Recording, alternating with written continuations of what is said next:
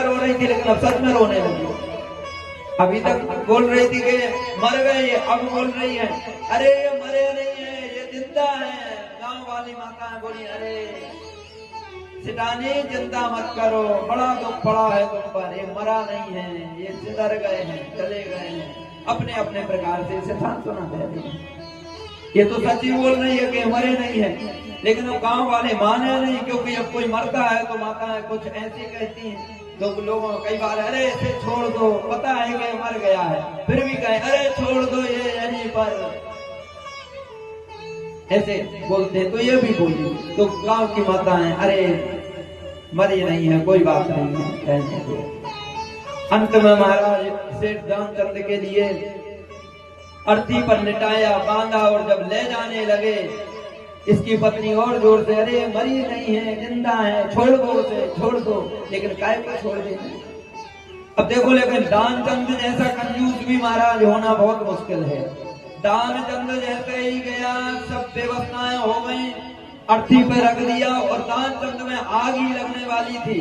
भगवान बोले मैं अपने यजमान के कान में कुछ कहना चाहता हूँ, क्योंकि इसने कभी तो कुछ सुना नहीं। मैं सोच रहा हूँ 2-4 मंत्र गीता के सुना दूं। दानचंद के कान में भगवान जो पंडा बन के आए थे वो मंत्र देने लगे, आया हूँ बैकुंठ से तो को दर्शन दें। ए सेठ दानचंद देख, मैं बैकुंठ से आया हूँ, मैं भगवान हूँ, तेरे को दर्शन देने आया हूँ। सेठ जी ने जैसे ही सुना के भगवान है, सोई आंखें खोल के देखी तो बाहर फिर पंडा को पाया मारा, तो फिर आंखें बंद कर। भगवान समझ गए कि ये तो मरा नहीं है, ये जिंदा है। बात बकर भगवान ने ये कहा अरे तू जीता और मैं हारा, ए दानचंद बता, मैं भगवान हूँ, मेरे से मांग ले कुछ, मैं भी तेरे पर प्रसन्न हूँ। दानचंद कहता है भगवान हो चाहे कोई हो, मैं 2 रुपए नहीं दूंगा, यही वचन दे दो, अगर 2 रुपए मेरे छोड़ दोगे तो मैं उठ जाऊंगा। अरे भगवान बोले भाई जैसा तू कह तो हो जाएगा, तेरे जैसा कंजूस नहीं तो मेरे जैसा पंडा नहीं। 2 रुपए तेरे को छोड़े, अब बैठ जा। जैसे ही कहा 2 रुपए छोड़े तो महाराज पंडा उठ के बैठ गया। गांव वालों ने देखा, बोले महाराज कंजूस तो खूब देखे, लेकिन इसके जैसा कंजूस नहीं देखा है, जिसने मृत्यु स्वीकार कर ली लेकिन 2 रुपए देना स्वीकार नहीं किया। तो ये जीवन का पल्लू है जीवन में जिस माया को हम इकट्ठा करके रखते हैं। देखिए धन हमारे जीवन में बहुत सुख देता है। आजकल हमारे पास धन नहीं है तो समाज में इज्जत नहीं मिलती, इसलिए धन कमाना बहुत ज्यादा जरूरी है। धन के बगैर मानव कम ऐश्वर्य पाता है। आज के समय में तो महाराज हर चीज धन से ही होती है, हर एक चीज धन से। और धन हम लोगों को कमाना भी चाहिए, लेकिन धन कमाते समय इतना याद रखना चाहिए कि धन के साथ हमारा धन जुड़ा होना चाहिए, तो वो धन हमारे लिए फलीभूत होता है। सदा ईमानदारी का धन हमारे जीवन में हो गए, और समय समय पर उस धन का संचय दान में भी होता रहे। ये महत्व भगवान कपिल भगवान ने माता देवहूति को श्रवण कराया। बोलो राधे राधे।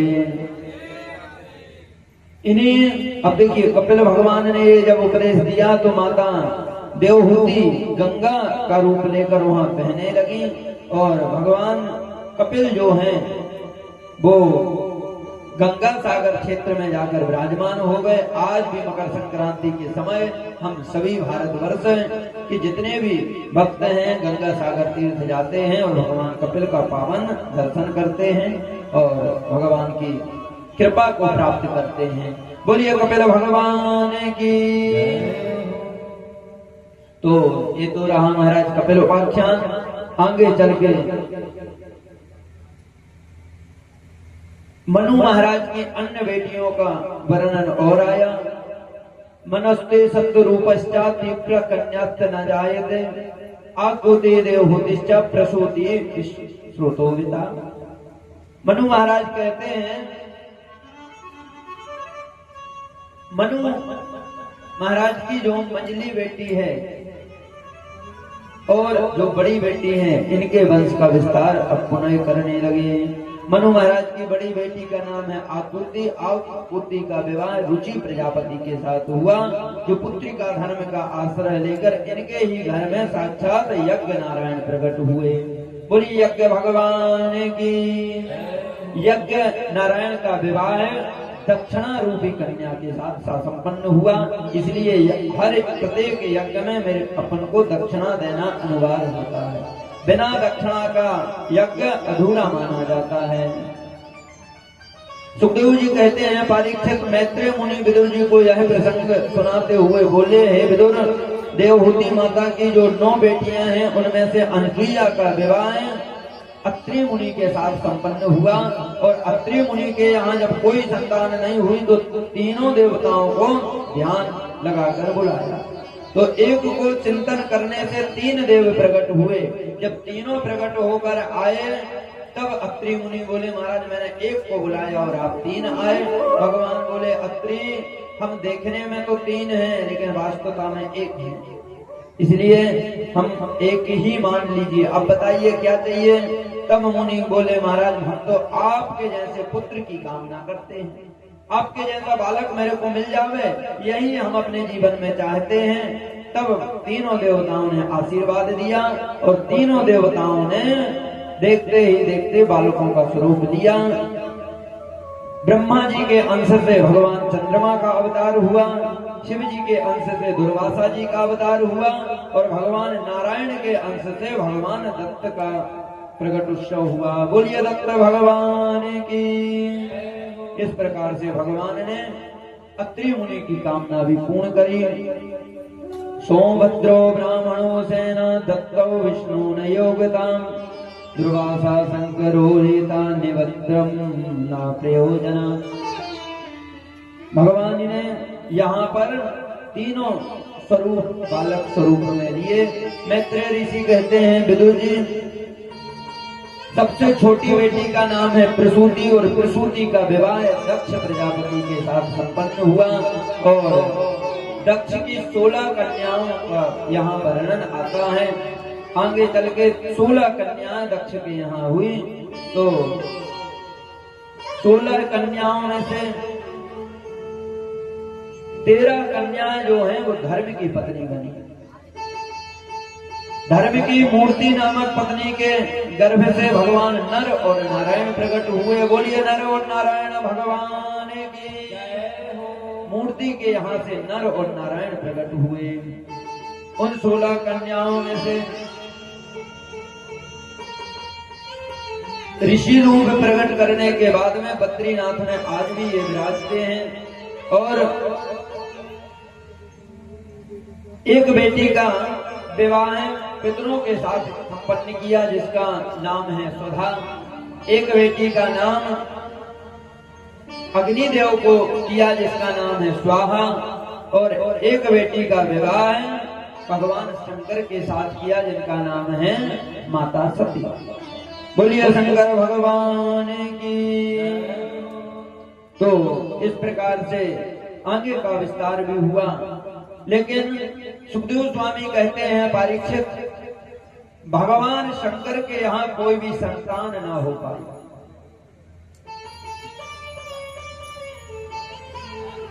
राजा परीक्षित कहते हैं, भगवान भोलेनाथ तो करुणा निधान है, फिर इनके यहाँ कोई संतान क्यों नहीं हुई महाराज? इनके यहाँ संतान ना होने का क्या कारण था? अरे भैया भोलेनाथ के यहाँ तो करुणा निधान है, इनके यहाँ तो कम से कम संतान होनी थी, तो ऐसा क्या कारण हो गया जिससे भोलेनाथ के यहाँ भी संतान नहीं हुई? तब यहाँ पर सुखदेव स्वामी कहते हैं, परीक्षित श्रुत्वा ब्रह्मा मे देवां ऋतुतम यज्ञ साधकौ नारायणो यज्ञ पतये मक्षतम भव मोचनम। दक्ष प्रजापति को अहम हो गया। देखो दक्ष प्रजापति अभिमानी तो पहले ही से था, लेकिन जिस दिन से ब्रह्मा जी ने उसके लिए प्रजापति नियुक्त किया है उस दिन से प्रजापति को अभिमान आ गया। प्रजापति जो दक्ष है वो अभिमानी हो गया, और अभिमानी होने के कारण भगवान शंकर से वो द्रोह करने लगा और भगवान नारायण से प्रेम करने लगा। ब्रह्मा जी के कहने पर भगवान शंकर से अपनी पुत्री सती का विवाह तो कर दिया, लेकिन संतुष्ट नहीं था। एक दिन जैसे ही इसको महा प्रजापति का इसको पद मिला, तो उस समय इसने एक बहुत बड़ा आयोजन रखा और उसमें देवताओं को बुलाया। बड़े से बड़ा देवता और छोटे से छोटे देवता, गंधर्व सभी वहां पर पधारे। और जैसे ही प्रजापति दक्ष का सभा में आना हुआ, तो सभी देवताओं ने, सभी गंधर्वों ने, सभी ने उठ के दक्ष प्रजापति का स्वागत किया। लेकिन 3 देव बैठे रहे, ब्रह्मा विष्णु महेश, ये तीनों देवता बैठे रहे, ये उठे ही नहीं स्वागत में। और जब उठे नहीं तो अब विचार करने लगे। दक्ष ने देखा, बताओ तो कम से कम इनको तो उठना चाहिए था। ब्रह्मा जी मेरे पिता हैं, कोई बात नहीं, नहीं उठे तो। नारायण मेरे भगवान हैं, नहीं उठे, कोई बात नहीं है। लेकिन ये भगवान, ये शंकर तो मेरा पुत्र के समान है, मेरे दामाद है, इसको तो उठना चाहिए था, लेकिन ये भी नहीं उठा। तो ये भगवान शंकर को ही सुनाने लगा, बड़ा क्रोध करने लगा भगवान शंकर पर। भगवान शंकर से जैसे ही मंच पर आया और माइक उठाकर कहने लगा, अरे भाई, संस्कार उनके यहाँ आते हैं जिनका उठना बैठना संस्कारी लोगों में हो, लेकिन जिसका संस्कार संस्कारी लोगों से है ही नहीं, तो वो कहाँ से संस्कार लाएगा। जिसका जीवन भूत प्रेतों के साथ बीता हो, वो कहाँ से संस्कार लाएगा। ऐसी बिंग की बात करने लगा। देवता यहाँ वहां देखने लगे। तो अब दक्ष प्रजापति कहता है, अरे यहाँ वहां क्या देख रहा है, तेरे लिए वो शंकर नहीं दिख रहा है। अरे शंकर को देख, अरे मरकट जैसी आंखों वाला, मरकट जैसी शकल वाला, मैंने तो किस्मत खराब थी, मैंने अपनी पुत्री मृग लोचनी कन्या का विवाह इस मरकट सी शकल का कर दिया। बड़ा बुरा भला कहने लगा भगवान शंकर को। और शंकर शांत बैठे रहे, कुछ नहीं बोले। लेकिन अंत में भगवान शंकर के बगल में ही नंदिकेश्वर भगवान बैठे थे। नंदिकेश्वर खड़े हुए, अरे प्रजापति दक्ष, किस मद में तू भगवान शंकर का अपमान कर रहा है। प्रजापति दक्ष को आया गुस्सा और भगवान शंकर को श्राप दे दिया, जाओ और शंकर तुम पूजा से हीन हो जाओ, कोई भी पद्धति में तुम्हारा पूजन नहीं होगा, ये मेरा श्राप है। नंदिकेश्वर खड़े हुए, अरे प्रजापति दक्ष, जिस बात का तू अभिमान कर रहा है, जा, तेरे को मैं श्राप देता हूं, तेरा ये सिर ही टूट के नीचे गिर जाए। अरे जिस मद से तेरा ये ऊंट के जैसा सिर उठा हुआ है, तेरे को श्राप देता हूं कि तेरा ये सिर ही कट के अलग हो जाए, बकरे का सिर लग जावे तेरे को। अब महाराज बगल में भृगु जी खड़े थे, तो भृगु जी खड़े हुए। भृगु जी बोले, क्यों दामाद ससुर के बीच में तू बीच में क्यों मटका। अरे मैं भी तेरे को श्राप देता हूं, जाके सर्वभक्षी हो जाए। महाराज बगल में भृंगी खड़े थे, भृंगी खड़े हुए, अरे तेरे जैसे पंडित यजमान के चाटुकार हो जाए, जाओ मेरा श्राप है। अब तो महाराज यहाँ श्राप असरी होने लगी। भगवान शंकर समझ गए कि ये मामला और बढ़ जाएगा, तो सभी गणों को भगवान शंकर ने दिया और सीधे कैलाश पर्वत पर पहुंच गए। कैलाश पर्वत पर भगवान शंकर गणों को लेकर गए। कुछ समय तक भगवान शंकर तो शांत रहे, कुछ बोले नहीं। लेकिन प्रजापति दक्ष को इतना अभिमान आ गया कि भगवान शंकर को नीचे दिखाने के लिए इसने बहुत विशाल यज्ञ का आयोजन किया। छोटा यज्ञ नहीं महाराज, बहुत विशाल यज्ञ का आयोजन किया। और जब यज्ञ का आयोजन अपने यहाँ करने लगा, तो बड़े से बड़े देवता को इसने आमंत्रण दिया, छोटे से छोटे देवता को बुलाया, लेकिन भगवान देवादिदेव महादेव को अपने यज्ञ में नहीं बुलाया। ये माता सती को पता चल गया कि मेरे ही घर में यज्ञ हो रहा है और मेरे को, मैं यहाँ बैठी हूँ। माता सती भगवान भोलेनाथ के यहाँ पहुंची और भोलेनाथ से कहने लगी, हे भोलेनाथ, आपके ससुर बाबा ने यज्ञ किया है कंखल भूमि हरिद्वार में, बहुत विशाल यज्ञ चल रहा है। अगर आपकी आज्ञा हो गई तो हम यज्ञ में चले दोनों लोग। भोलेनाथ बोले, देवी यज्ञ में चलना तो अच्छी बात है, यज्ञ में तो कभी मना नहीं करना चाहिए, लेकिन देवी क्या कोई निमंत्रण पत्रिका आई आपके यहाँ। माता सती बोली, भेजी होगी, उन्होंने आ नहीं पाई होगी। भोलेनाथ बोले, देवी ऐसा नहीं होता है, अरे कम से कम भेजना तो चाहिए था ना कुछ। अब माता सती बोली कोई बात नहीं भगवान, अगर नहीं भेज पाई हैं तो कोई बात नहीं, कुछ जगह ऐसे भी होते हैं जहाँ बिन बुलाए चला जाना चाहिए। मंदिर में कभी बिन बुलाए भी जाना चाहिए, जरूरी नहीं है कि मंदिर में कोई कार्य हो तो बुला जब ही जाना चाहिए, मंदिर में जब मन हो जाता है। गुरु जी के यहाँ गुरु जी बुलाने या नहीं बुलाने, लेकिन जाना चाहिए। भागवत यज्ञों में बिन बुलाए जाना चाहिए, जरूरी नहीं है कि भागवत का निमंत्रण ही आवे तुम्हारे यहाँ जब ही तुम भागवत सुनने जाओ। ये स्वतंत्र गति है। और मायके में बेटी को बिन बुलाए भी चला जाना चाहिए जब तक उसके माँ बाप मायके में रहते हैं। तो हे भोलेनाथ हमारे लिए आज्ञा दीजिए। तब आज भोलेनाथ ने वो बात बताई, हे देवी तुमको पता नहीं है, तुम्हारे पिता के स्वागत में मैं एक पल के लिए खड़ा नहीं हो पाया तो तुम्हारे पिता ने मेरे को हजारों बात सुनाई और हजारों प्रकार की शराब भी देकर तैयार कर दिया। इसलिए हे देवी आवत ही हर से नहीं नैनन नहीं स्नेह, और तुलसी कहाँ न जाइए जहाँ कंचन बरसे मेघ। देवी ऐसी जगह नहीं जाना चाहिए जहाँ पर तुमको देखकर लोगों के आंखों में से कंचन कांच गिरने लगे। हे देवी अंगारे गिरने लगे, नहीं जाना है ऐसी जगह। अरे जहाँ तुम जाओ और सामने वाला तुम्हें देख के प्रफुल्लित हो जावे, ऐसे जगह जाने का मतलब बनता है। लेकिन कहीं जाने से सामने वाले का खून उबलने लगे, ऐसी जगह जाने से कोई मतलब नहीं है, नहीं जाना चाहिए। लेकिन माता सती ने भगवान भोलेनाथ की वो बात नहीं मानी और भोलेनाथ की आज्ञा का उल्लंघन करके जाने लगे। देखिए ये माता सती की पहली गलती नहीं है जो माता सती ने भगवान शंकर की बात का अनादर किया है, और पहले भी माता सती भगवान शंकर की बातों का निरादर करती रही है। और देखिए जब माता कोई अपने पति की बात का आदर नहीं करती है तो उसका हाल माता सती के जैसा हो जाता है। इसलिए माताओं को सदा अपने पति की बात माननी चाहिए, पतिव्रता धर्म का पालन करना चाहिए हर एक माताओं को।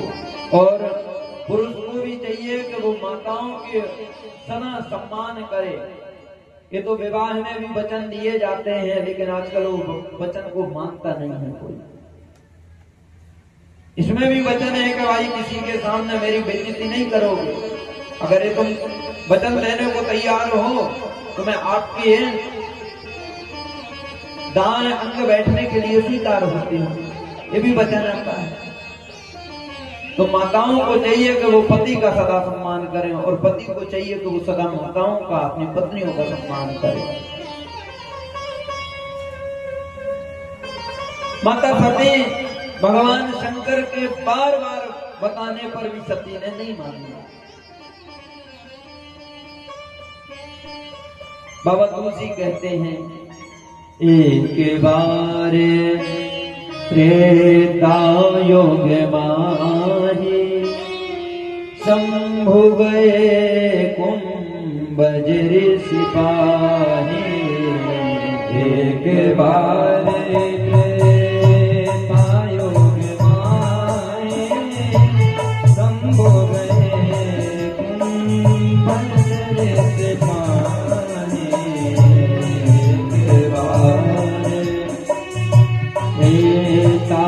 युग माही शंभु गए कुंभज सिपाही। संग सती जग जननी भवानी पूजे ऋषि अखिलेश्वर दानी।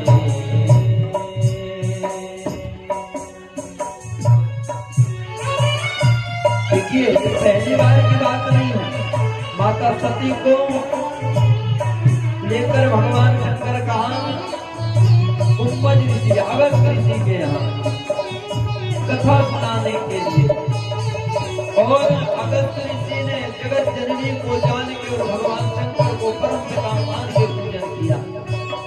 सती को अभिमान आ गया, ये बच्चा कम पढ़ा लिखा है, ज्यादा पढ़ा लिखा नहीं है। कथा नहीं सुनी, भगवान शंकर ने तो कथा सुनी, और जब वापस आने लगे तो देखा वही भगवान जिनकी कथा सुन के आए हैं, लीला प्रारंभ हो गई है। और देखिए राम जी की लीला बड़ी विचित्र, आज इस सती की बुद्धि भी खराब कर दी राम जी की लीला में। भगवान शंकर ने बताया, देवी देखो जिसकी कथा सुन के आ रहे हैं, लीला प्रारंभ है। भगवान यह ब्रह्म है, ब्रह्म यहाँ पर दशरथ जी के यहाँ, राजा के यहाँ राजकुमार बन के प्रकट हुए हैं। सती ने देखा तो भगवान से कहने लगी, क्या बात करते हो, ये ब्रह्म है, अरे इनको तुम राजकुमार बोल रहे हो, मैं तो इन्हें पढ़ा लिखा भी नहीं मानती। भोलेनाथ बोले क्यों? अरे बोले देख नहीं रहे हो वेशभूषा संतों के जैसे, वनवासियों के जैसे। और भगवान ने लीला चालू कर दी, हे खगे मृग मधुकर श्रेणी, तुम देखी सीता मृग नैनी, हे खगे मृग मधुकर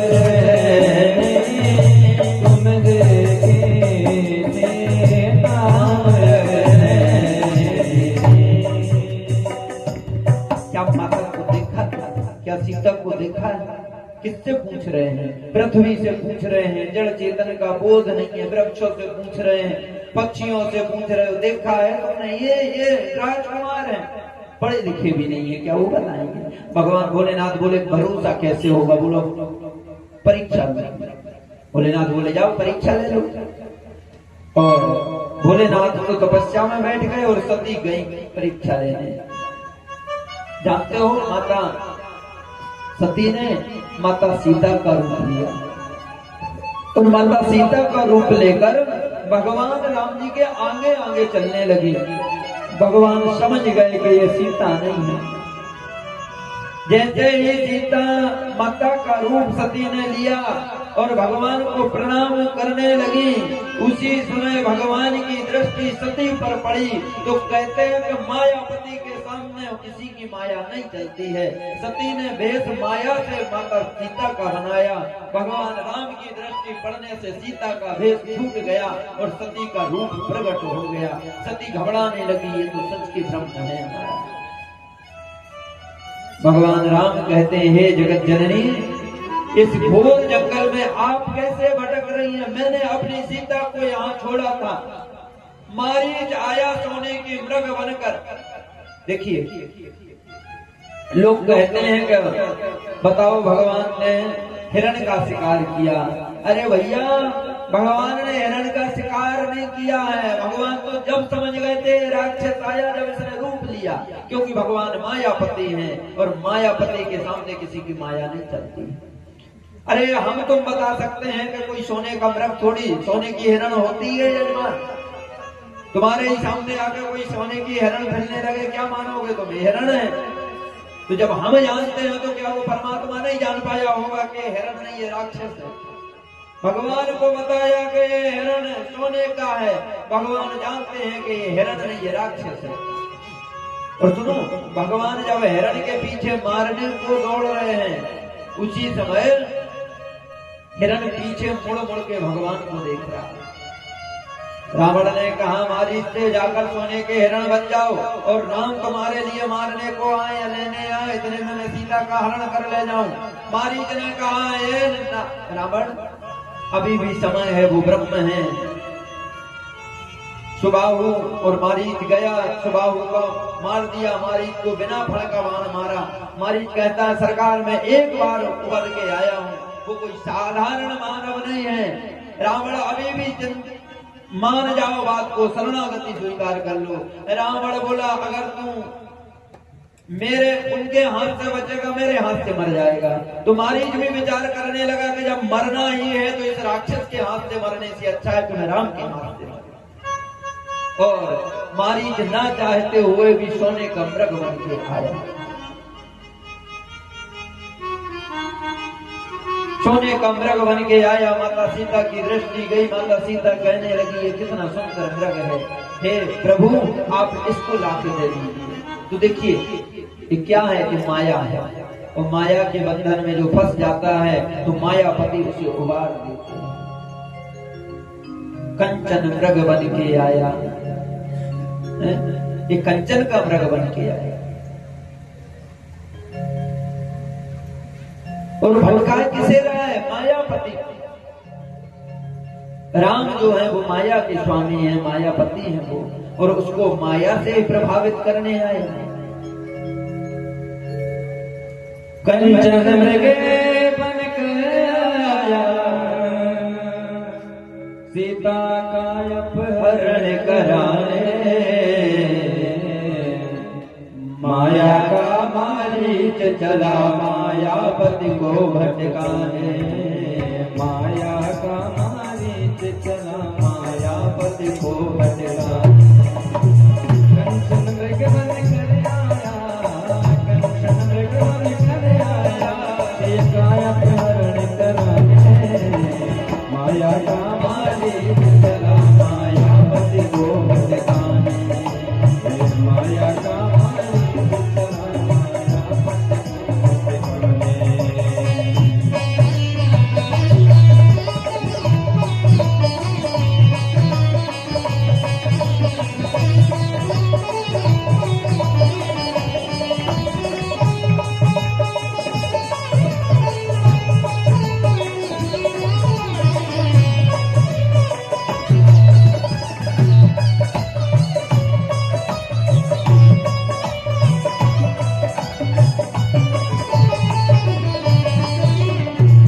बोली वो देखे स्वामी है मृग कंचन का, सीता बोली वो देखे स्वामी है मृग कंचन का, लाए शरण निशान रहेगा 14 वर्ष का, लाए शरण निशान रहेगा 14 वर्ष गमन का।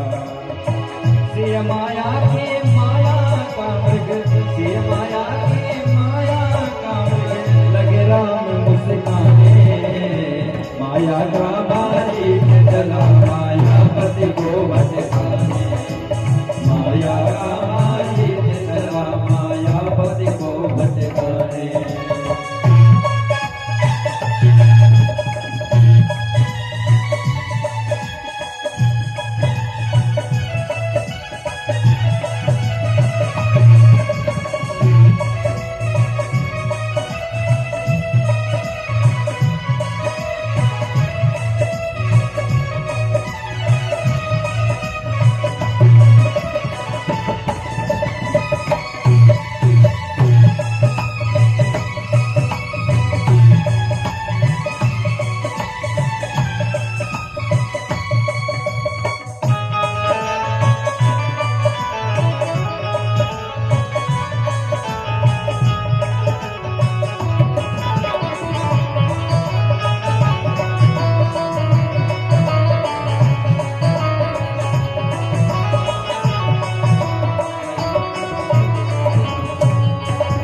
मायापति को भी वन में इतना दौड़ाए माया, मायापति को भी वन में इतनी दौड़ाए माया, इसलिए जीवन में कहीं पड़े न माया की छाया, इसलिए जीवन में कहीं पड़े न माया की छाया।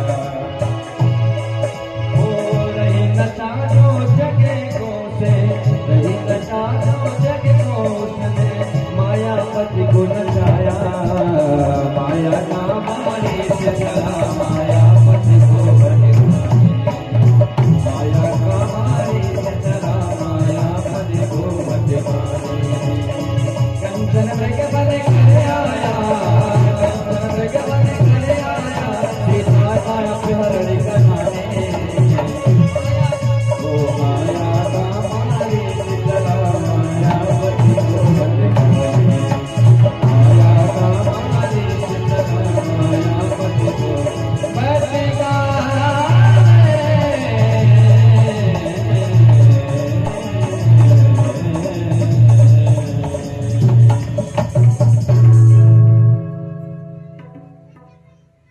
कंचन मृग सोने का बन के आया है। बोलो राधे राधे। सोने का बन के आया। भगवान ने एक बाण लगाया और जैसा ही मारीच को लगा, मारीच ने कहा हे राम, और राम नाम सुना तो सीता माता को लगा। देखो ये सब भगवान की माया है, भगवान की ये लीला चल रही है, ये लीलापति है, लीला चल रही है। भगवान की सुन के सीता ने लक्ष्मण को भेजा और माता सीता का हरण रावण करके ले।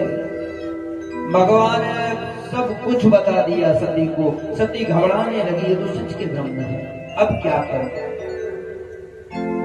सती वापस आई हैं भगवान शंकर के यहाँ, और भगवान शंकर के यहाँ आने के बाद में सती से भगवान जानते हैं कि भगवान की माया बड़ी प्रबल है, आज इसको भी ले जाएंगे। लेकिन फिर भी भगवान शंकर कहते हैं सती लीन परीक्षा कौन विधि कीन सत्य संवाद। जो जो आपने वहां किया ना, सत्य सत्य बोलना, झूठ मत बोलना।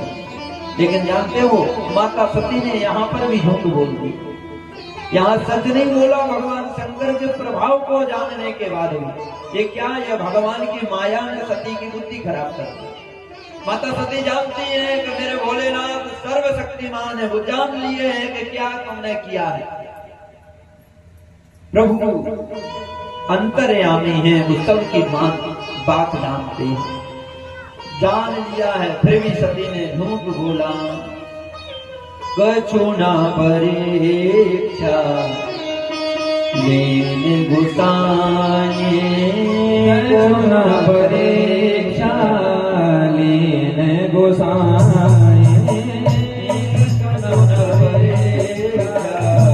लेन गुसाए, कछु ना परीक्षा लेन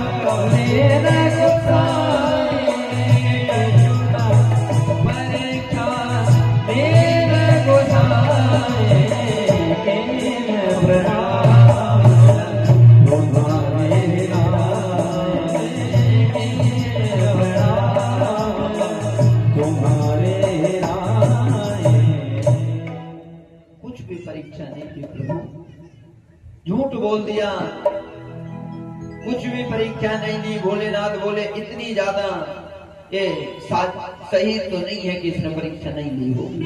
और सुनो, भगवान ने ध्यान लगा के जब देखा तो सती का वही रूप आया जो सीता का रूप लेके भगवान राम किया। देखिए, लेकिन धन्य है भोलेनाथ, माता सती ने इतनी बड़ी गलती की लेकिन सती के लिए एक भी बार दोषी नहीं ठहराया। भोलेनाथ कहते हैं धन्य है राम तुम्हारी माया जो आज सती की बुद्धि भी खराब कर दी। एक बार भी नहीं कहा महाराज की इसकी गलती है, इसने कुछ किया। तो भगवान भोलेनाथ कहते हैं धन्य है प्रभु तुम्हारी माया आज इसको लेकर भी डूबी। तुरंत संकल्प कर लिया, जिसने मेरी माँ का रूप ले लिया है जिस शरीर ने, अब मैं उस शरीर को पत्नी के रूप में स्वीकार नहीं करूंगा। संकल्प लिया, आकाशवाणी हुई है भोलेनाथ आपसे अतिरिक्त और ऐसा कौन होगा जो इतना बड़ा प्रणय अपने से ले सकता है। सती ने पूछना चालू किया सरकार क्या संकल्प लिया, तो भगवान राम कथा चालू कर दी। भोलेनाथ ने राम कथा चालू की, लेकिन सती के अंदर तो काम कथा का प्रवेश हो गया, तो राम कथा इसे भा नहीं रही है।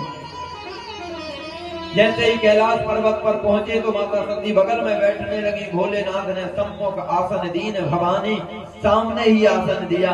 माता सती समझ गई कि भोलेनाथ ने मेरा परित्याग कर दिया। माता सती बैठ गई। भोलेनाथ ने 87,000 वर्ष की समाधि लगाई। तो देखो ये सती ने पहली बार तो नहीं किया ना, और आज सती पुनः यही गलती कर रही है।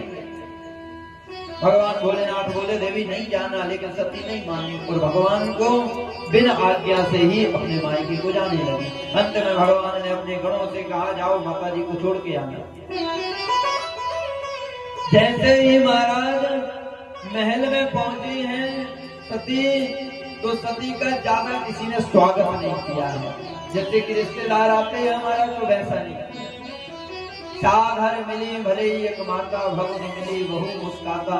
जो इनकी बहन है ना, ये बिंग की हंसी हंसते हुए मिली। ए सती, मैंने सुना है कि पिताजी ने तुम्हारे यहाँ निमंत्रण नहीं दिया। अरे मेरे यहाँ तो 2-2 बार निमंत्रण गए हैं, तब तब भी फुर्सत नहीं था काम से, इसलिए नहीं आ रहे थे। पिताजी तीसरी बार स्वयं लेने गए और मेरे को साथ में लेकर, कोई बात नहीं सती, तुम्हारे लिए नहीं बुलाया, कोई बात नहीं है, बिन बुलाए भी आ गई, अच्छा किया तुम। मृत्यु की बात करने लगी, लेकिन साधर मिली भले एक माता जो है वो अच्छे से मिली, बैठाया, स्वागत किया। माता बोली कोई बात नहीं, हम जाके यज्ञ नारायण के दर्शन करते हैं। यज्ञ नारायण के दर्शन करने गई हैं। यज्ञ में छोटे से छोटे देवता का स्थान माता सती ने पाया, लेकिन देवादिदेव महादेव का वहां पर कोई स्थान नहीं था। प्रजापति दक्ष की ओर माता सती ने देखा तो प्रजापति दक्ष ने टेढ़ा मुंह कर लिया और प्रजापति दक्ष ने आदेश दिया कि जो शिव से संबंध रखेगा या शिव के संबंधियों से जो संबंध रखेगा वो मेरे यहाँ से संबंध निरस्त हो जाएगा, मेरा उससे कोई संबंध नहीं रहेगा। देखो प्रजापति दक्ष जो है बड़ा आदमी है। भगवान भोलेनाथ बेचारे कैलाश पर रहते हैं। वैसे तो भोलेनाथ की पावर जानते ही हो कि सोने की लंका खुद ने बनाई और रावण को दे दी, तो जो दक्षिणा में अपनी लंका सोने की दान करता है वो त्रिलोकीनाथ है, उसके यहाँ क्या लक्ष्मी उसकी दासी है। लेकिन जगत मात्र ने तो देखा, तो जिसके यहाँ पावर हो। अब देवताओं ने जो देवता छोटे से छोटे और बड़े से बड़े दिन और रात माता सती के चरणों में डले रहते थे, भोलेनाथ की नित्य वंदन करते थे। आज दक्ष के कहने से उन्होंने सीताराम भी करना बंद कर दिया। माता सती यज्ञ में आई, बड़े बड़े देवता, छोटे से छोटे देवता बैठे हैं, लेकिन सबने माता सती की तरफ से मुख मोड़ लिया। माता सती को नहीं देख रहे। माता सती को अचंभत लगा। जो व्यक्ति रोज प्रणाम करता हो, सिर झुका के पैर छूता हो, और जब उसके सामने से निकलो वो सीताराम भी नहीं करे महाराज, तो लगेगा मन में कि भाई उसका क्या बिगड़ गया होगा जिससे इसने मेरे से बात भी नहीं की। जो देवी देवता माता सती के नित्य गान करते थे, आज उन्होंने माता सती को देख के अपना मुख टेढ़ा कर लिया। प्रजापति दक्ष को देखा तो दक्ष ने भी टेढ़ा मुंह कर लिया। माता सती को क्रोध आ गया महाराज, इतना क्रोध आया कि आंखें लाल हो गई, जीभ फड़फड़ाने लगी। हुंताम्बो महातम्बो धर्माग्रेम अवलोचना। हे प्रजापति, अभी तक तो पिताजी, लेकिन अब क्या बोले? बोले हे प्रजापति, अरे किस बात का तेरे को अभिमान है? अरे तू मेरे भोलेनाथ का निरादर करना चाहता है? अरे उनका आदर और सम्मान से दूर दूर तक कोई मतलब नहीं है। भोलेनाथ त्रिलोकीनाथ है, परम पिता है वो। हे प्रजापति दक्ष, तेरे मान अपमान से उनको कोई फर्क नहीं पड़ता है। तुम उनका अपमान करोगे तब भी कुछ नहीं है, और उनका सम्मान करोगे तब भी उन पर कोई फर्क नहीं पड़ेगा। लेकिन हे प्रजापति दक्ष, धर्म शास्त्र कहते हैं कि कोई धर्म निंदा, गुरु निंदा, ईश्वर निंदा, राज्य निंदा और अपने पति की निंदा कोई करता है तो उसके छाती पर लात रख के उसके जिह्वा काट दो। और अगर ऐसा ना कर पाओ तो महाराज वहां से पलायन कर जाओ, वहां से भाग जाओ। हे प्रजापति, मैं चाहूं तो तेरी जिह्वा अभी काट दूं, लेकिन ये शरीर तेरे से उत्पन्न है, लोग क्या कहेंगे? हे प्रजापति, ये शरीर तेरे से उत्पन्न है, इस शरीर को ही मैं परित्याग कर दूं। मेरे भोलेनाथ परम करुणा निधान है, जाएंगे वो क्षमा कर देंगे, लेकिन भोलेनाथ की जब भी मेरे को देखेंगे यही कहेंगे, पधारो दक्ष कुमारी, और मेरे साथ दक्ष तेरे जैसे पापी का हाथ नाम लगे ये मेरे को संभव नहीं है। इस परित्याग इस शरीर का कर। और माता सती ने देखते ही देखते यज्ञ के बाहर अपने ही क्रोध अग्नि से अपना शरीर को जलाकर भस्म कर दिया। नारद जी ने जाकर भगवान भोलेनाथ को बताया, माता सती का देह त्याग हो गया है। भगवान शंकर को क्रोध आया और अपने केस से जटा को निकाला, जमीन पर पटका तो एक वीर प्रकट हो गया। बोलिए वीरभद्र महाराज की। एक वीर प्रकट हुआ, और वीर प्रकट होने के बाद में वीर को आदेश दिया जाकर यज्ञ ध्वंस कर दो। वीरभद्र ने अपनी सेना ली और चारों दिशाओं से यज्ञ मंडप को घेर लिया, सभी देवताओं को खंडित कर दिया। भृगु ऋषि की दाढ़ी फटा दी, किसी देवता की आंखें निकाली, किसी के दांत तोड़े। प्रजापति दक्ष विरोध करने आया, प्रजापति दक्ष को एक चमाट लगाई महाराज, और जो धड़ था वो अलग पड़ा और सिर जो था वो स्वाहा हो गया। यज्ञ विध्वंस कर कर जाने लगे। देवता सभी खंडित हुए, ब्रह्मा जी के यहाँ पहुंचे। बोले सरकार भाग लेने गया था, भाग तो मिला नहीं, जो मेरा था वो भी चला गया। चलो भोलेनाथ के यहाँ, तो भोलेनाथ के सबके सब गए। भोलेनाथ बोले क्या हुआ? बोले सरकार इस तुम्हारे पहलवान ने मेरे दांत तोड़ दिए। भोलेनाथ बोले कोई बात नहीं, सतुआ पी के काम चलाओ। एक देवता बोले सरकार इस तुम्हारे वीर ने मेरी आंखें फोड़ दी। भोलेनाथ बोले जाओ, मित्र की दृष्टि से तुम देख पाओगे। ब्रह्म जी खड़े हुए। भोलेनाथ बोले आचार्य जी तुम्हारी क्या राय है, तुम्हारे साथ क्या किया? बोले सरकार हमारी इसने दाढ़ी नोच ली। भोलेनाथ बोले कोई बात नहीं, बकरे के जैसी दाढ़ी आ जाएगी, पूरी तो नहीं आएगी, छोटी सी आएगी। क्या? इस प्रकार से सभी देवताओं को भगवान भोलेनाथ ने स्वतंत्र स्वच्छ किया। और जब एकदम सब ठीक हुए तो भोलेनाथ से बोले चलो अब यज्ञ पूरा करवा दो। भोलेनाथ बोले जब मेरे को हिस्सा ही नहीं मिलना है तो मैं यज्ञ में क्यों जाऊं? तब देवताओं ने कहा हे भोलेनाथ, यज्ञ में जो शेष सामग्री बचेगी वो महारुद्र की कहलाएगी, सरकार वो आपको समर्पित रहेगी। चलो भोलेनाथ सबके साथ गए। बोले यजमान कहाँ है?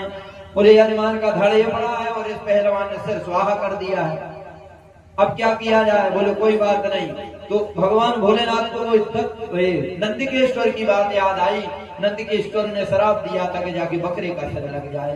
तो प्रजापति दक्ष ने बकरे का सिर मंगाया और प्रजापति दक्ष के लिए बकरे का सिर लगा दिया। सिर लगाया तो बकरा बन के में आने लगा। भोलेनाथ बोले ये अभी तक नहीं सुन रहा, ये अभी भी मैं कर रहा है। भोलेनाथ ने आशीर्वाद दिया, इसकी बोलने की शक्ति आई। भोलेनाथ की इसने बड़ी सुंदर स्तुति गाई। अंत में भगवान नारायण प्रकट हुए। भगवान नारायण ने दक्ष प्रजापति को उपदेश दिया, हे दक्ष शिव द्रोही मम दास कहावा, सो नर मोहि सपनऊ नहीं भावा। मेरा भक्त बनकर भोलेनाथ की जो निंदा करता है वास्तव में वो मेरी ही निंदा कर रहा है। इसलिए भोलेनाथ में और मेरे में कोई अंतर नहीं है। जो मेरी पूजा करता है वो भोलेनाथ की पूजा पहुंचती है और जो भोलेनाथ की पूजन करता है वो मेरी पूजा पहुंचती है। इसलिए प्रजापति सदा धर्म के साथ हम दोनों में कोई अंतर नहीं है। हम तीनों एक ही हैं, ब्रह्मा विष्णु महेश, तीनों एक ही सत्ता में निवास करते हैं। इसलिए प्रकट नहीं करना चाहिए। प्रजापति दक्ष का यज्ञ संपन्न हुआ। माता सती ने जब अपना देह का परित्याग किया तो भगवान यज्ञ से वरदान मांगा कि हे यज्ञ नारायण, मेरे चाहे जितने भी जन्म हो, मैं चाहे जितने बार मृत्यु होवे, लेकिन हर वर्ष जन्म जन्म प्रभु शिव पद अनुरागी, भगवान शंकर के पद के अनुरागी रहूं और भगवान शंकर ही मेरे को हर बार पति के रूप में स्वीकार हो। मैं ऐसा हम वरदान मांगते हैं। तो माता सती का जो दूसरा जन्म हुआ वो पार्वती के रूप में हुआ। बोलिए पार्वती माता की। जो माता मैना के गर्भ से हुआ, हिमालय राजपुत्री बन के पधारी।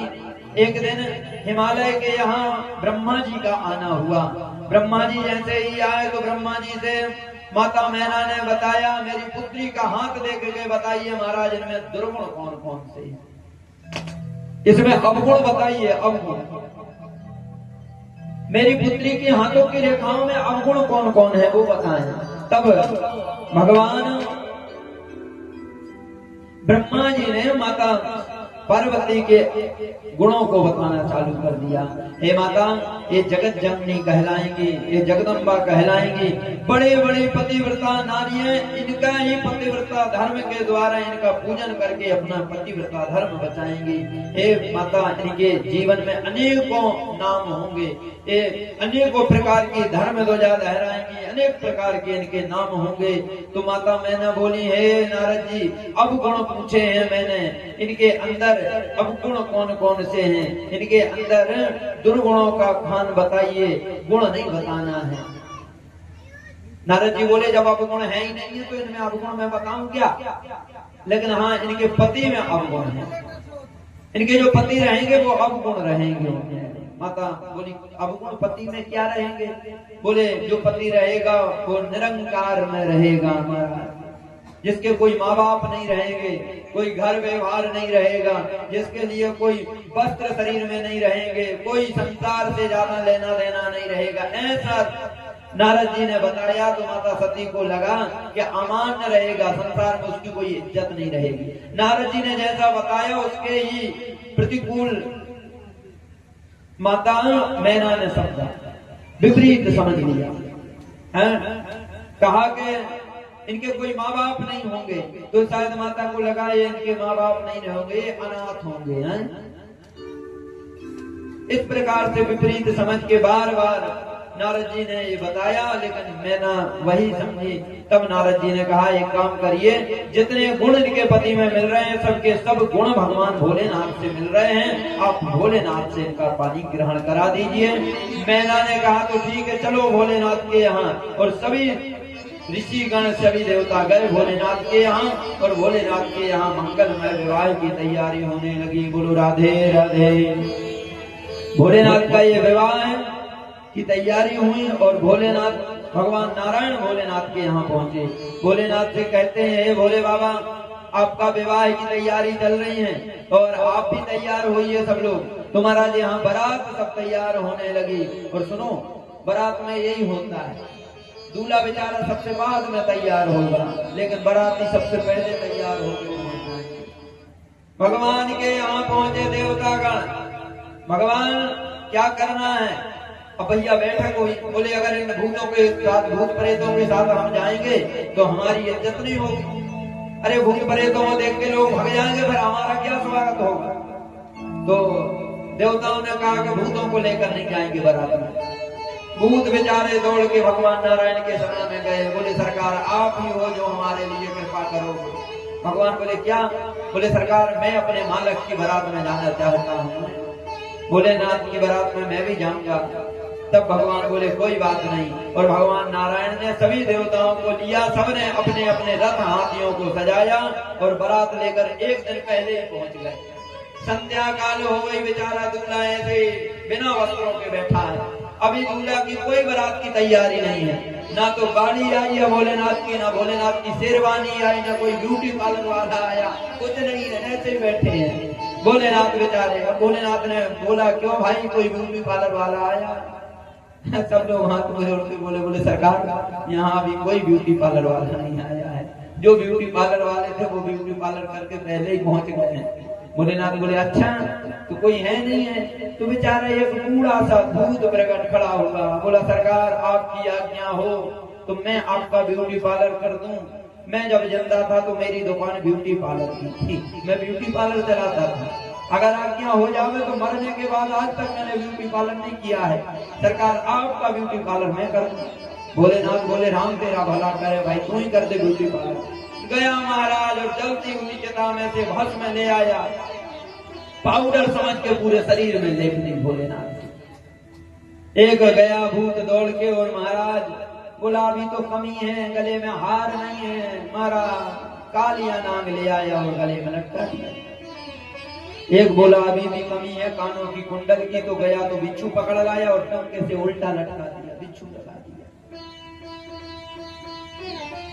बड़ा सुंदर भोलेनाथ का श्रृंगार, लेकिन कहता है भैया मुकुट नहीं है भोलेनाथ का। मुकुट कहाँ से लाना है? तो भैया एक गया और पानी वाले पनिया सांप जो होते हैं महाराज उन्हें पकड़ लाया। एक ने मुकुट बना दिया जटाओं का, पनिया जो सांप होते हैं उनका मोर बना दिया। एक गया तो पीली तोतैया पकड़ लाया और फूल के भांति पूरे मुकुट में लगाया। बड़ा अद्भुत श्रृंगार किया।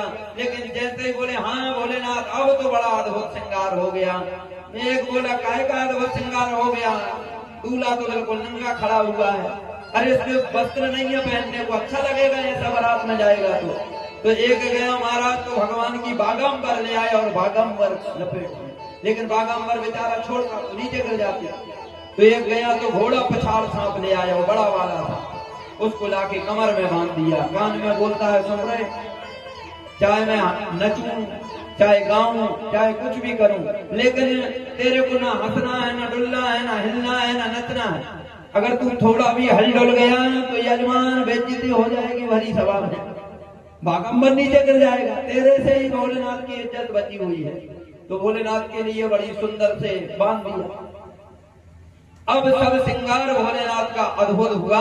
भोलेनाथ बोले क्यों भाई, कोई गाड़ी आई है बारात के लिए, कोई वाहन आया?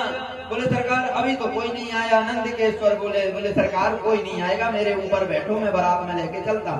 भोलेनाथ बोले तो ठीक है चलो। और भोलेनाथ महाराज नंदिकेश्वर के ऊपर बैठे पूंछ की तरफ मुंह करके, आगे मुंह करके भोलेनाथ नहीं बैठे, पूंछ की तरफ भोलेनाथ ने मुंह किया और उल्टे ही नंदिकेश्वर पर बैठ गए। और नारद जी तो पंडित जी थे वहां विवाह के, नारद जी ने ये पूरा विवाह रचा था। तो पुरोहित जीवन के नारद जी, माता मैना जनवासे में माला लेके खड़ी हुई है, नारद जी बगल में खड़े हुए हैं, थाल पूजन के लिए हुए।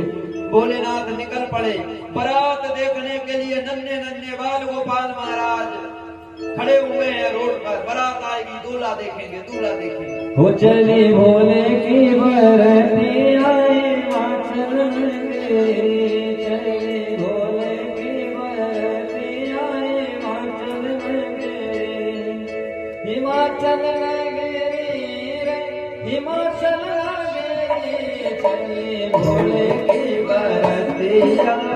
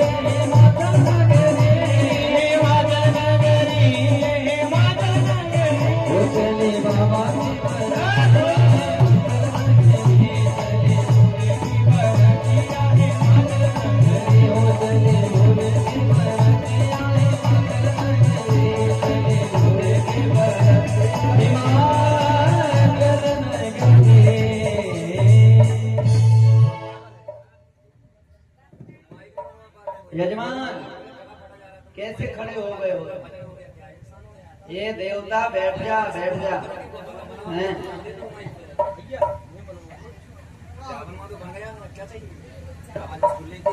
तुम ही बिल्कुल भगवान इनके बनाए यार, चित्त एकदम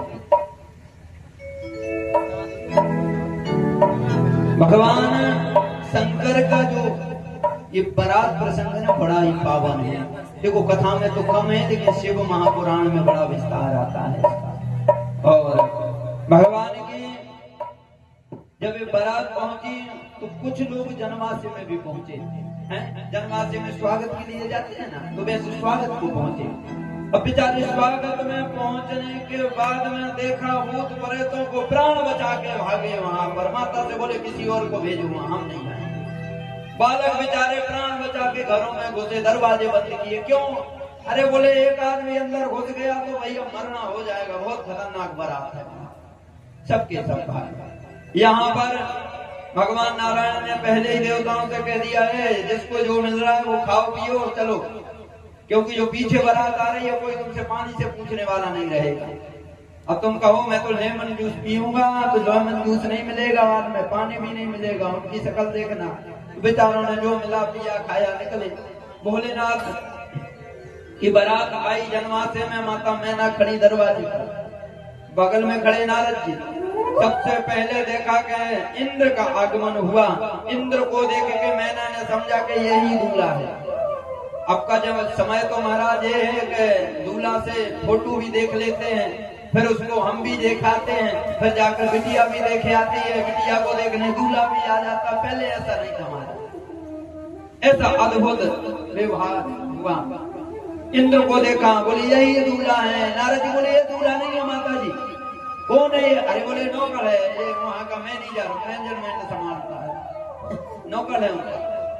माता समझी में, नारद जी धन्य है आप, आपने मेरी बेटी का भाग्य बदल दिया। अरे जिसका मैनेजर इतना सुंदर है वो कितना सुंदर होगा। नारद जी बोले पीछे आ रहा है देखना। इतने में निकले सूर्य। बोले ये, अरे बोले लाइट माइट सुराता है, ये भी नहीं, ये भी नौकर नहीं। बोले किसका नौकर इतना सुंदर, वो कितना सुंदर। अरे बोले माता जी आ रहा है पीछे। इतने में देखा महाराज के चंद्रमा आए। ये ही होंगे। अरे बोले ये भी नहीं है, ये भी कर्मचारी ही है। नारद जी आपकी कितनी बड़ाई करूं, मेरी बेटी का भाग्य आपने बदल दिया। नारद जी बोले बाद में भी यही बोलते रहो जब जाने। अब चलता रहा। इतने में देखा ब्रह्मा जी का आना हुआ। नारद जी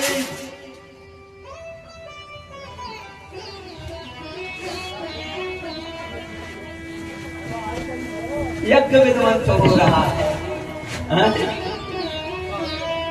श्री कृष्ण गोविंद हरे मुरारे, नाथ नारायण वासुदेवा। श्री कृष्ण गोविंद हरे मुरारे, नाथ नारायण वासुदेवा। श्री कृष्ण गोविंद हरे मुरारे, नाथ नारायण वासुदेवा। नाथ नारायण वासुदेवा, नाथ नारायण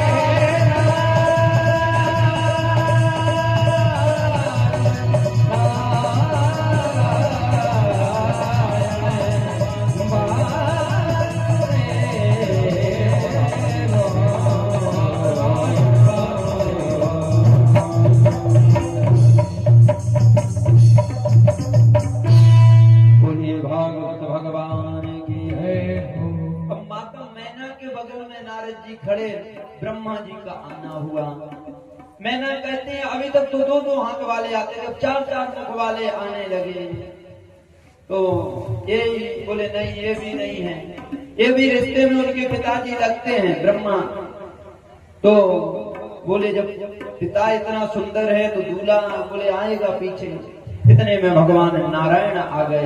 नारायण को देखा, माता मैना पे नहीं रहा गया, और जो भगवान शंकर के गले में माला डालने थे वो भगवान नारायण के गले में बोले भोलेनाथ। नारद जी बोले माता जी ये भी नहीं है, ये भी आपके दामाद नहीं है, तो ये कौन है? बोले ये भोलेनाथ के मित्र हैं, ये भोलेनाथ के भगवान हैं। बोले जिसका मित्र इतना सुंदर है वो कितना सुंदर होगा। नारद जी बोले अब जो आ रहा है वो दूल्हा ही आ रहा है, और माता जी मैं चलता हूँ वहाँ मंडप में और भी काम करना है विवाह के, आप जो आ रहे हैं उस दूल्हा कोई माला पहना देना। नारद जी वहां से भाग गए और अब की बार आए भोलेनाथ। भोलेनाथ का आना हुआ नंद के स्वर पर बैठकर। तो सबसे पहले नंदी की पूजन हुआ।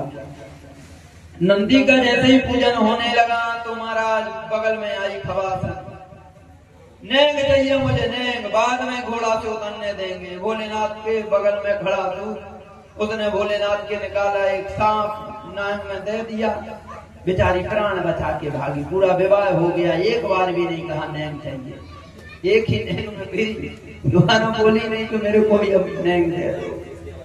अब जब खवासन को देखा नेंग देते हुए तो बेचारी साली में पहले ही प्राण बचाने, कौन जूता चुरा अरे जूता चुराने में एक आदमी और दे दिया तो बेचारी जूता ही नहीं चुराया भोलेनाथ। और भोलेनाथ नंदकेश्वर की पूजन हुआ है।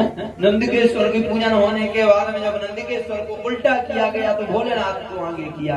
भोलेनाथ को जैसे ही माला पहनानी तो महाराज खूंखार के सांप दौड़ा, माता मैना धड़ाम से जमीन होश आया मैना को। बोले नारद जी को बुलाओ। नारद जी बोले मैं काम में व्यस्त हूँ, तुम लोग पहले विवाह कर लो, फिर आके मैं फुर्सत में मिलूंगा, अभी तो मिलने वाला नहीं हूँ।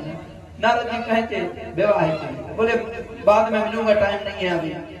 मैंने बोली नारद जी को बुला कर तो लाओ। नारद जी बोले अभी मैं बहुत व्यस्त हूँ, विवाह में बहुत से काम है, जिम्मेदारी बहुत है, अभी नहीं आऊंगा।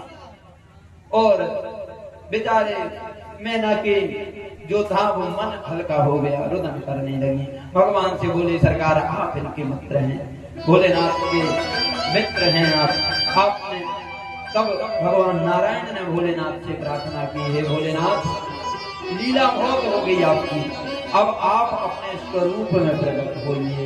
और कहा जाता है कि भोलेनाथ इतने सुंदर हैं कि भोलेनाथ के सामने कोई भी देवता सुंदर नहीं है। भोलेनाथ कर्पूर गौरम करुणावतारम संसार सारम भुजगेंद्रहारम सदा वसंतम हृदयारविंदे भवन भवानी शैतम नमामि।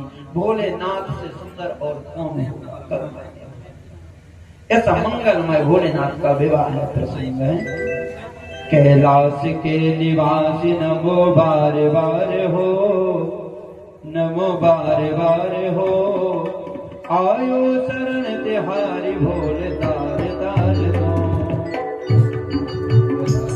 कैलाश के निवासी नमो बार बार हो, नमो बार बार हो, आयो शरण तिहारी भोले दार दार दो।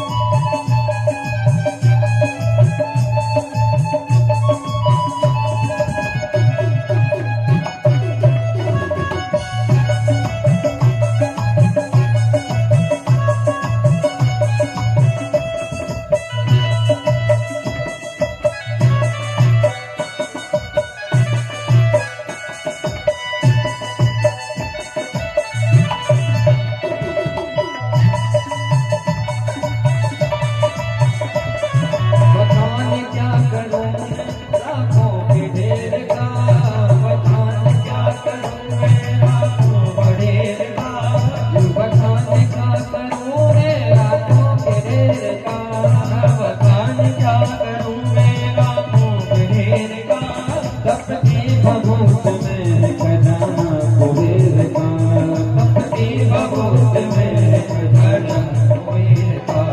हे गंगाधार मुक्तिधार ओंकार तू, हे गंगाधार मुक्तिधार ओंकार तू। आयो शरण तिहारी भोले तार तार तू, आयो शरण तिहारी भोले तार तार तू। कैलाश के निवासी नमो बार बार हो, नमो बार बार हो। आयो शरण तिहारी भोले तार तार तू, आयो शरण तिहारी भोले तार तार तू। कैलाश के निवासी नमो बार बार हो, आयो शरण तिहारी, आयो शरण तिहारी, नमो तार तार तू। कैलाश के निवासी, ओ कैलाश के निवासी। बोलिए भागवत भगवान की। आज की कथा को हम यहीं विश्राम करेंगे और कल भगवान का जन्म उत्सव मनाएंगे बड़ी धूमधाम से। तो आप सभी लोगों से निवेदन है कि हो सके तो आप पीले वस्त्र पहनकर आए हैं। और कल का जो प्रातः काले का सत्र है वो गुरु पादुका पूजन का रहेगा। आप सभी लोगों से निवेदन है कि गुरु पादुका पूजन में भी पधारें। गुरु दीक्षा समारोह भी कल का रहेगा और लास्ट में भी रहेगा। 2 दिन का गुरु दीक्षा समारोह अपने यहाँ रहेगा। जिसको गुरु शरणागति स्वीकार करनी है वो कल भी कर सकते हैं, और जिनको गुरु शरणागति लास्ट में स्वीकार करना है तो वो हवन के समय भी गुरु शरणागति स्वीकार कर सकते हैं। और कल का गुरु पादुका पूजन प्रारंभ हो जाएगा, तो उसमें भी आप लोग पहुंचे। प्रातः काल वेला में भागवत जी का मूल पाठ एवं साथ में पंचांग पीठ पूजन रहेगी, उसमें भी आप लोग समय निकालें। एक कथा 2 सप्त में चल रही है।